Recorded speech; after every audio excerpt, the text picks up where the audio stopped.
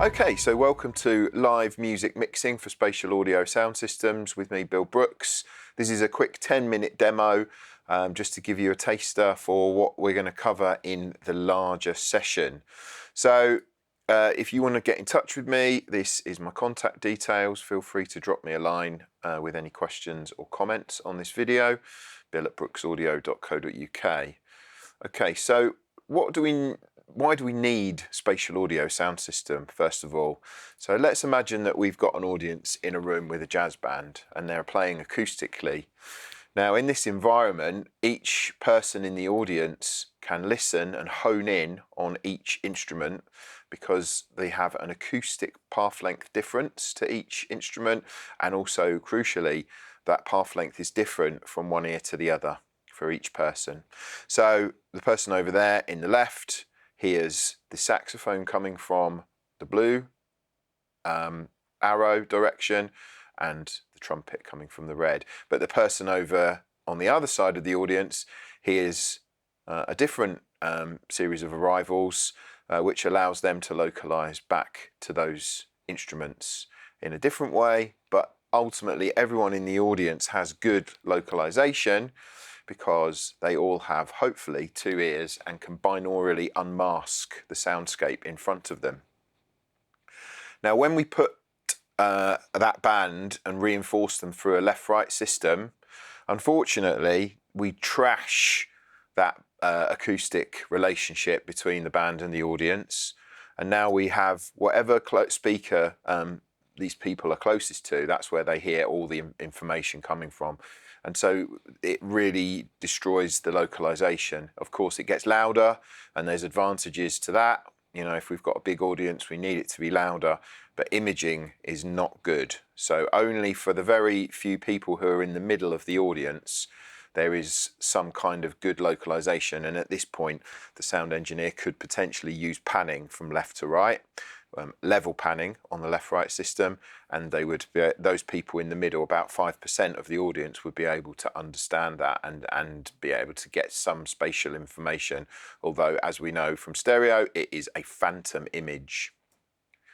So if we add lots more speakers, or some more speakers for a spatial audio system, now what we can do is we can position an object, as it's known in the world, at each microphone where each performer is, and then we can reinforce not only the level but also the spatial information. So the person over there hears a reinforced image coming from the sax and a reinforced image coming from the trumpet, and the person over the other side hears a reinforced sax and a reinforced trumpet.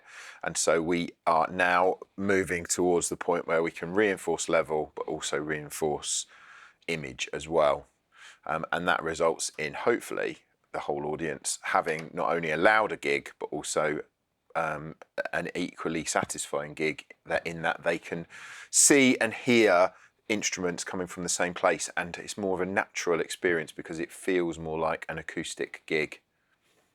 So we're going to do a little example now. I'm going to do a quick demo of mixing in Elisa. So I want to just quickly show you what's going on here. So we've got multi-track playing back from Ableton on a Ableton DAW on a laptop. This is going via USB into the desk, and then that sends Dante into another machine which is running the Elisa audio bridge, which has an analog output which I've recorded, which will come to your headphones. So this is very important, really important. I must stress, you need to use headphones for this demo, please. So go and, if you need to, pause the video, go and dig out your headphones, and you'll get some binaural effect of this practical session. So let's jump into it. Okay, so we've got our Ableton Live project. That's playing some channels into the desk via USB, and then those channels go via Dante into Elisa. So what we can do is we can just listen to a little vocal here from the track, and what we can do is we can see that coming in to the desk, and we can also see it coming in to Elisa here. It's vocal 1, so here it is on the desk, And here it is coming into Elisa Studio. Now, here we can see on the soundscape view, we can see the ability to move that around.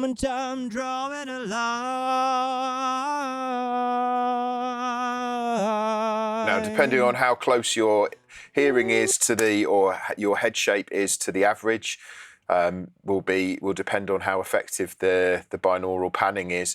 Suffice to say that with some speakers in a ring around the listener, this would be so much more effective. But this is the only way that we can do this is over, in transmitting this information over the internet. I don't know what you're going to be listening to. The only thing I can reliably know that you're going to have is a pair of headphones. So that's why we're doing it like this. I would encourage you to get your hands on with a real speaker system, spatial audio system, and get a chance to mix on that as soon as you can, because it is, as I say, it's so much more exciting and you get a lot more goosebumps that way. But here we go. So we've got our channel 5, that's our vocal. And where was it you Let's bring in some of the others as well. So we've got channel 1 is acoustic guitar. We're going to put that over to the side. Channel 2 is another acoustic. Channel 3 is a little piano. And what I'm going to do actually is I'm just going to put that behind us. And channel 4, I'm going to open up channel 4 as well. Now, that sort of sounds quite nice. It's nice and wide at least, and nice and spatial on my headphones at least. So we've got that coming in. So there we go. So that's our mix. Now you've got the ability to do EQ. You've got the ability to do compression, etc. Everything that you would normally do as part of a normal mix, you can do on the desk. With the signal chain as it is coming from the preamps, as it would be in a live situation, into the channel. In this case, we're doing it via USB, and so that comes in. So you have, if we just have a quick look in the software, you've got the preamp. You would normally set your gain there.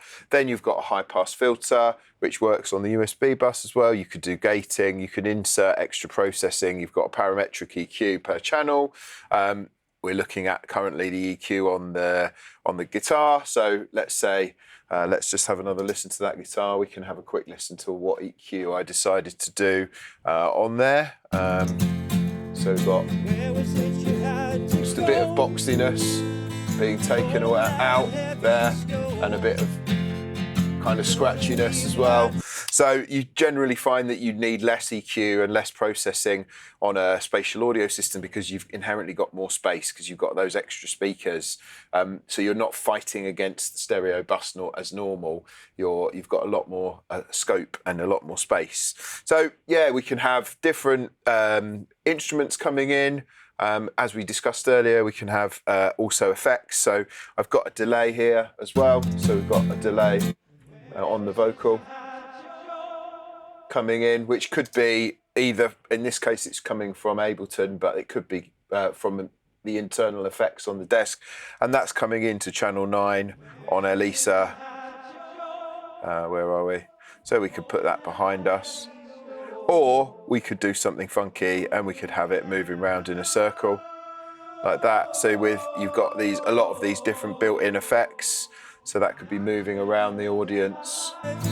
So then if we have a listen to that.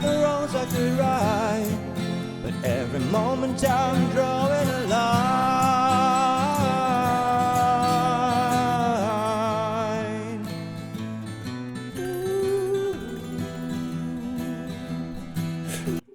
Then also Elisa has a built-in reverb as well, so we can enable that and see what that sounds like. It certainly feels like it's missing in this mix.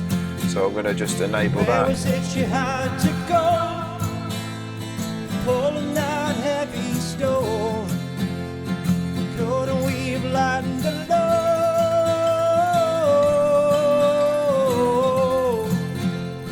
And I could spend the rest of my life thinking about the roads I could ride. But every moment I'm drawing a line.